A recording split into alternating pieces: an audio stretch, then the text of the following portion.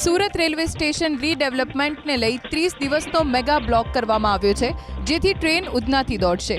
સુરત સ્ટેશનના આધુનિકીકરણની કામગીરી હવે નિર્ણાયક તબક્કે પહોંચી છે.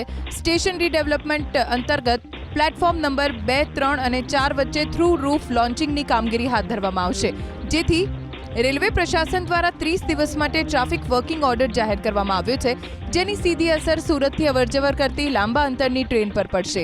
રેલવેના સત્તાવાર અહેવાલ મુજબ આ કામગીરી 30 માર્ચ 2026થી શરૂ થઈને સતત 30 દિવસ સુધી ચાલશે, જે દરમિયાન મુસાફરોની સુવિધા માટે કેટલીક ટ્રેનને સુરતના બદલે ઉધના સ્ટેશનથી ઓપરેટ કરવાનો નિર્ણય લેવાયો છે.